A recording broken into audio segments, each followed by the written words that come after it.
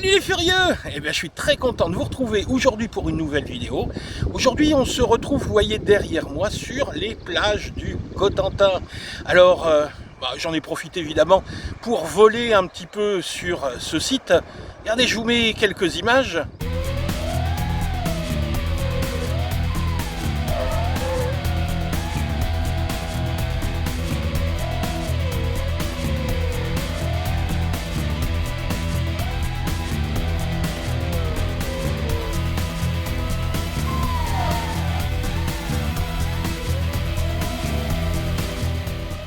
Mais c'est pas franchement pour parler de drone que je vous retrouve aujourd'hui. Aujourd'hui, on va parler planeur.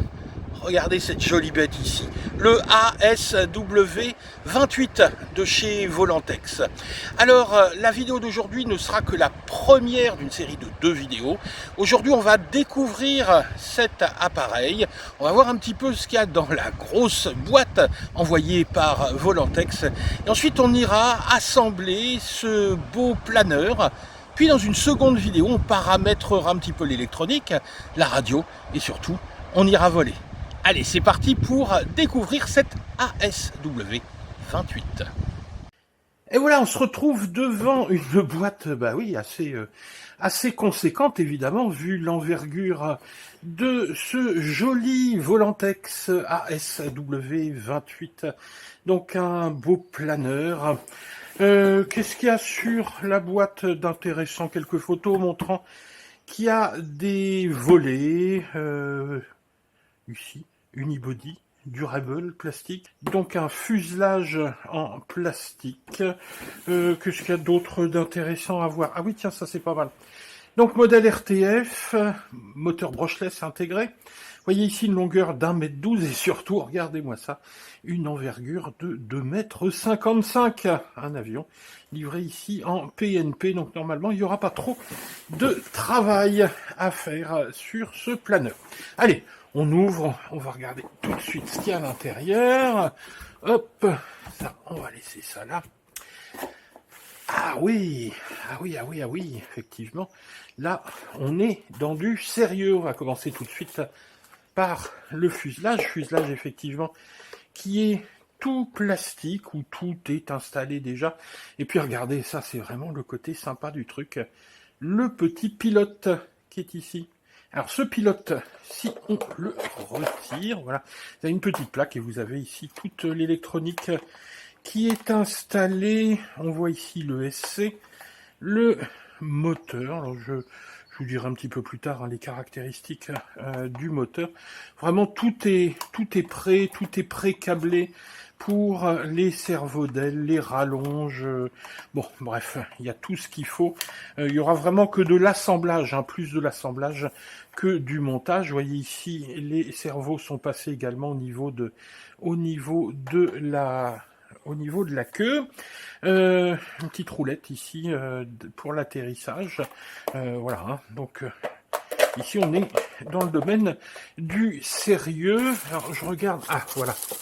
Donc on a bien évidemment la petite bulle ici pour mettre, donc ça doit aller dans ce sens-là. Voilà, donc on aura une bulle pour le pilote pour finir un petit peu le décor. Donc voilà pour le fuselage. Oh j'ai oublié la notice. Alors, qu'est-ce qu'on a d'intéressant dans la notice? Bon, les caractéristiques techniques, le contenu, mais surtout, bien évidemment, les étapes de montage. Même si, dans cette vidéo, vous allez voir, ça va être moi, la notice de montage. Donc, il n'y aura pas de problème. En fait, dans les notices, le seul truc qui nous intéresse, c'est ça, le centre de gravité, qui soit bien positionné ici. Et puis voilà quoi. Le reste c'est du classique. Bien évidemment, on va pas, si on est débutant, commencer avec un planeur de 2,55 m. C'est clair. Donc on va commencer avec un petit planeur d'entraînement et c'est après, en second appareil, qu'on pourra prendre ce genre de machine. Donc quand on a ça, normalement on a quelques connaissances. Ensuite, il y a quoi là-dedans? Il y a quoi là-dedans? Alors, tiens, on va vider. L'hélice, qui est une hélice pliable ici qui va se rabattre sur les côtés ici de notre planeur. Tout est déjà installé, le cône, bref, il n'y a pas grand chose à faire. Tous les outils sont livrés. Voilà, hein, tout ce qui va être nécessaire. Et puis la visserie, la castillage, tout ce qu'il faut pour préparer notre machine. Je remets tout ça là-dedans. Voilà. Hop. Ensuite, la dérive. Hop, qui est ici. On voit que les servos sont déjà préinstallés. Tout est passé. Il n'y aura qu'à visser. Les guignols, quand même, hein, seront installés. Sont pas encore installés. On a ici, hop, le volet de profondeur qui viendra lui s'installer. Donc c'est un empennage en T. Pourquoi en T? Vous allez comprendre. En T, voilà, hein, parce que c'est un T. Donc ici, la profondeur qui est au-dessus, la dérive à l'arrière, et tout ça va venir se placer là-dedans. Hop. Ensuite, les petits wingslets pour venir à l'extrémité des ailes, hein, vous voyez, un peu comme ça. Et attention, le gros morceau ici, les ailes. Je vous rappelle qu'on a un appareil de 2,54 m ou 55 m. Donc forcément, attention, ça rigole plus. Ça c'est une aile, hein. Ça c'est une aile. Ce qui veut dire qu'il y en a une autre à côté. Donc je le redis, on est sur un appareil qui est vraiment de taille. Alors les ailes, évidemment les servos sont déjà installés, les jantes carbone, donc ici on a les tubes et on aura les clés, hein, qui viendront s'installer. Alors attendez, je retourne. Ici on a les ailerons, ici on a les volets, hein, parce qu'on a un appareil avec des volets. On a également ici les petits stickers de décoration. Voilà. On va regarder un peu ce qu'on a comme déco. Hop. Voilà. Alors, on a toutes les numérotations pour les ailes, etc. Les petites décorations. Ouais, ce qui va peut-être couvrir un petit peu. Alors c'est dommage, j'ai vu ça pendant le transport, vous voyez, j'ai eu une petite marque là. Donc je verrai ce qu'on peut faire, hein, au niveau... alors, je sais pas si on voit, ça a été un petit peu griffé. Bon, c'est pas très grave, ça n'empêchera pas l'appareil de voler, mais c'est toujours un petit peu rageant. Voilà à peu près, hein, tout ce qu'on va trouver dans la boîte. Donc maintenant, qu'est-ce qu'on va faire? Eh ben, je vais vous présenter le montage de cet engin, point par point. Et puis une fois qu'il sera monté, on paramétrera la radio. Et puis enfin, on ira voler. Mais ça, ce sera dans une seconde vidéo. Donc la suite de cette vidéo, c'est le montage. Allez, au boulot! Alors, le montage de cet ASW28 va commencer par le montage des palonniers sur les servos. On voit ici deux types de palonniers, des doubles et des simples. On a 1, 2, 3, 4 simples et 2 doubles, ce qui est un peu bizarre parce qu'en fait il en faut 6 simples, donc on sera amené à les couper, ceci, mais on va voir ça juste après. Alors, les servos sont déjà installés, donc la première bêtise à pas faire, c'est d'installer le palonnier n'importe comment.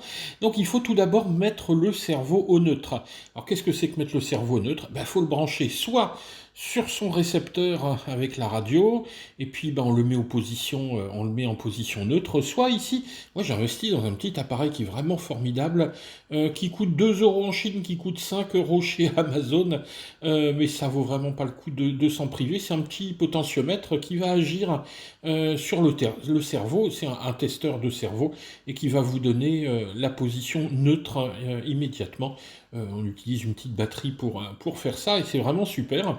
Donc sur chacun des cerveaux, je vais faire une mise au neutre. Si vous n'avez pas ce petit appareil-là, vous branchez directement sur le récepteur que vous allez installer dans l'avion. Alors, voilà. Donc, une fois que la mise au neutre est faite, on peut venir enficher ici le palonnier. Donc là, on est certain qu'il est bien, il est bien au milieu, même si vous voyez, quand on est au neutre, on n'arrive jamais à être bien à la perpendiculaire, c'est toujours un petit peu à droite ou un petit peu à gauche. Moi, je suis jamais satisfait, mais c'est les dents, hein, qui font ça sur le cerveau. Alors une fois que le palonnier est mis, on va glisser la petite vis de fixation du palonnier par un petit trou ici. Alors soit par des petits trous là pour au niveau de la dérive, soit c'est prévu dans le PP pour pouvoir glisser le tournevis. C'est plutôt bien foutu. Donc voilà, hein, donc ici on n'a plus qu'à serrer. Là ici c'est le cerveau de dérive, hein, si je dis pas de bêtises. Sur les autres cerveaux, voyez, vous avez un système de petites rigoles comme ça, où on peut se glisser. Ici, c'est le cerveau de profondeur. Donc pareil, hein, mise au neutre, et ensuite on installe le palonnier, puis la vis, on serre, et voilà, c'est fait. Ensuite, on va passer au montage des guignols. Alors, les guignols, c'est ces petites pièces sur les parties mobiles sur lesquelles on va tirer pour faire bouger ici la partie mobile de la dérive. Donc c'est fixé ici par quatre petites vis et à l'arrière on a une petite plaque, hein, dans laquelle vont venir se mettre les quatre vis. Alors sur la dérive, vous voyez, la taille est bonne. On verra tout à l'heure que c'est pas toujours le cas. Donc ça c'est pour la dérive. Puis on n'a plus qu'à mettre ici le bras. Vous voyez donc le petit bras métallique avec ici un système de pince qui va être assuré par un petit anneau élastique qu'on va rentrer en force pour être certain que ça ne vient pas se bloquer. Donc cette petite chape, c'est ce qu'on appelle, cette petite pince, c'est ce qu'on appelle donc une chape. Donc un axe ici, la chape sur le guignol, le palonnier qui bouge à droite à gauche et qui va faire bouger la partie ici, la partie mobile, dans ce cas-là, de la dérive. Ensuite, on passe à la profondeur. Ici, hein, de la même façon, on va fixer la profondeur, le guignol de la profondeur ici, sur la partie mobile de la profondeur. Alors, il faudra faire attention d'ailleurs à bouger un petit peu, à venir casser les articulations, hein, pour que ça bouge, pour que ça bouge bien. Pareil, là, on va fixer de l'autre côté sur la plaque et on a à peu près la bonne taille, ça ne dépasse pas trop. Donc voilà pour la fixation. Alors une fois que tout ça est fait, on va venir fixer ici la profondeur, donc ici, donc le haut de l'empennage, et tout ça va venir se fixer ici par deux petites vis, hein, les voilà. Bon, ça c'est facile, hein, vous serrez. Serrez bien, hein, pour que ici le plan de fixation épouse bien donc la dérive, sinon ça risque de balloter un petit peu. Et là se pose un petit souci, parce que regardez où se trouve le guignol, regardez où se trouve le palonnier, il y a un décalage si on le monte directement, la tige ici de la chape est complètement en travers. Alors ce que j'ai fait ici, c'est que tout simplement avec une pince, j'ai tordu l'axe. Voilà. Hein, donc là vous comprenez. Donc voilà, hein, une petite vidéo, c'est mieux qu'un grand discours. Ensuite, une fois que ça c'est fait, on va aller fixer la dérive sur la queue. Pour cela, on a une pièce plastique en dessous avec deux petits tubes qui traversent ici, qui traversent la queue de l'appareil. On a juste un petit problème, c'est que vous voyez que ces deux tubes dépassent. ici de ce plan. Donc si vous venez fixer la dérive là-dessus, ben, vous allez avoir un bel espace entre les deux. Donc le principe va être tout simple, il va falloir supprimer ici hein, ce petit espace. Alors, bah, pour ça, on va couper ça au cutter. Ici, oui, je fais mine que je coupe ça directement, c'est super dur. Hein. Donc, il faut y aller tout doucement. Hein. Vous faites ça proprement, tout doucement. Et on y arrive. Voilà. Vous voyez ici, donc on va couper bien à ras. Ici, c'était pas encore terminé, mais on arrive à finir ça à peu près proprement. Si vous voulez, vous pouvez passer un petit peu de poncer un tout petit peu pour que ce soit nickel. Une fois que c'est fait, on va brancher tout simplement les cerveaux, les fils ici des deux cerveaux. Alors c'est repéré, hein, 3, c'est le channel 3 sur 3, 4 sur 4. Ensuite, on va passer les câbles à l'intérieur. On enfonce ça et on va venir. Alors, vous voyez ici hein, la fixation. Alors là, j'ai pas encore serré, mais vous voyez que ça ne dépassera pas.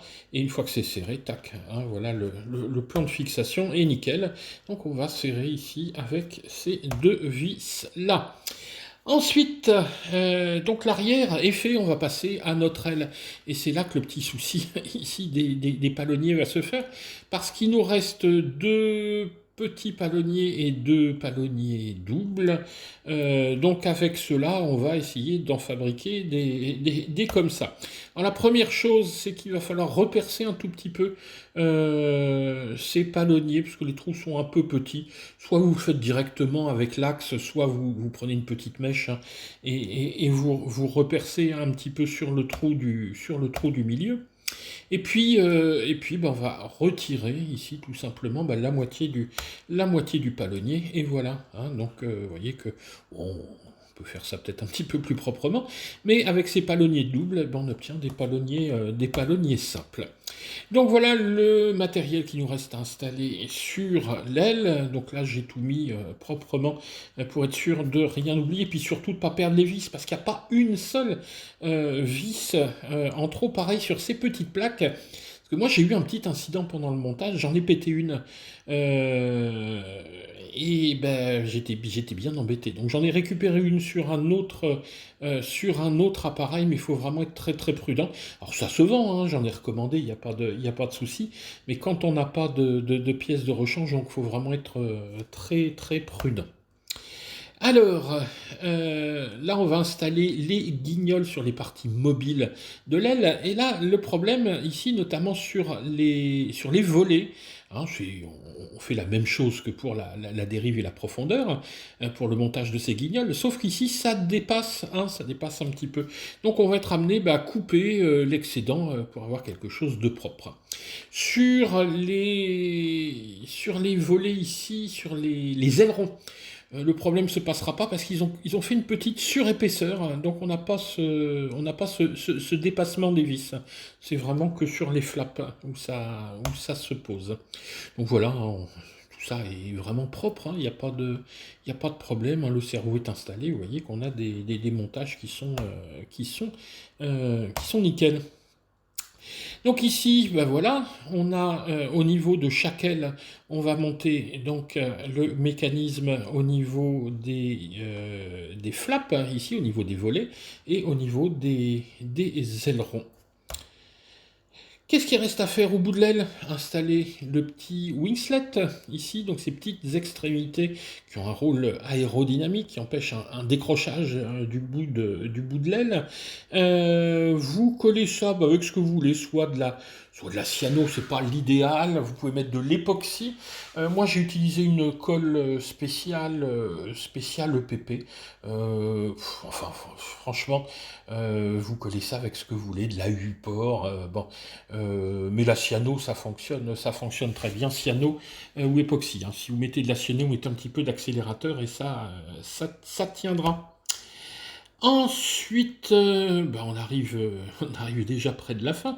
Il nous reste à installer l'hélice. Le moteur, lui, est déjà installé, hein, donc on n'a rien à faire à ce niveau-là.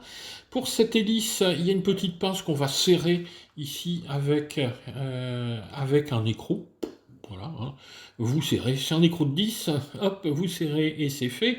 Ensuite, le cône, vous avez deux petites vis, hein. Vous placez ce cône, les deux petites vis, et voilà, les hélices, hein, vont venir se plaquer contre le fuselage. On remarque d'ailleurs les petites prises d'air ici à l'avant de ce fuselage pour venir refroidir et le moteur et l'ESC à l'intérieur. Qu'est-ce qu'on a encore à faire? Alors, on va placer ensuite les clés d'aile. Alors ça se fera sur le terrain, hein. Quand vous arrivez sur le terrain, vous placez vos clés d'aile et vous venez clipser vos ailes, hein. Il y a un petit système de clips ici. Je pense d'ailleurs modifier ce branchement-là qui risque sur le terrain de ne pas être très très pratique. Je vais voir pour faire une petite modification avec des prises JST. Mais si je le fais, je vous montrerai ça dans la deuxième vidéo. Ensuite, on va s'intéresser à l'installation de l'électronique. Ici, le récepteur. On installera correctement également les deux antennes. Je vous rappelle que l'extrémité des deux antennes doivent être, si possible, placées perpendiculairement. Donc moi, j'en placerai une ici, à l'arrière, et une sur le côté du fuselage. Donc je serai bien à la perpendiculaire, hein. Et je vais fixer le récepteur, oui, à peu près là. Voilà, hein. Donc un petit double face, un petit collier pour assurer. L'une des antennes, vous voyez, est comme ça en travers du fuselage. L'autre, alors on ne voit pas, hein, elle est ici. Fixation de la batterie. La batterie, c'est du 1300 mAh en 3S. Il vaut mieux éviter de mettre plus gros, pour une raison simple, c'est qu'on risque d'avoir du mal à obtenir le centrage avec plus grand. Mais ça, je regarderai un petit peu ce que ça donne. J'ai vu des vidéos où ils retiraient la roue, hein, pour gagner en poids et pouvoir mettre un petit peu plus lourd, mais je vous dirai ça, puis on verra si on peut voler suffisamment longtemps avec cette batterie de 1300. Donc hein, ici on voit pas la deuxième antenne qui est mise ici sur le côté, juste avec du double face. Voilà, donc la prise XT30, et puis voilà, on essaye essayez toujours, hein, d'être propre dans vos câbles, que ça passe pas de tous les côtés, parce que sinon il arrive un moment où ça va s'accrocher quelque part, où il y aura une interférence, et ça peut être vraiment préjudiciable pour votre avion, pour votre planeur.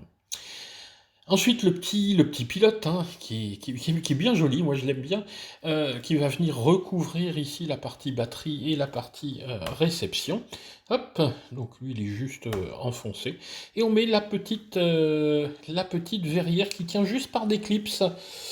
Ça, j'ai un petit doute. Je pense que j'assurerai avec deux morceaux de scotch, hein, pour chaque vol. J'ai peur qu'il y ait des risques de perte de verrière en vol. Bon, on va voir ce que ça donne. Ensuite, la déco. On attaque ici la déco de l'avant du cockpit. Et puis un petit peu de déco sur les ailes, sur la queue et sur la dérive. Là, j'ai juste préparé mon modèle sur la TX16S, mais ça, je vous montrerai ça dans la vidéo suivante. On va pas en parler tout de suite, hein. Donc on créera un modèle, on le paramétrera, on verra un petit peu comment tout ça fonctionne, et puis on ira faire voler ce superbe appareil. Le voilà, une fois monté, il est quand même superbe, magnifique. Actuellement, là, au moment où je vous parle, il est dans cet état-là. Je suis parti en vacances entre les deux. Donc vous avez vu, hein, au début de la vidéo, donc là je suis en vacances dans le Cotentin, et le planeur est resté à la maison, donc il n'a pas encore volé.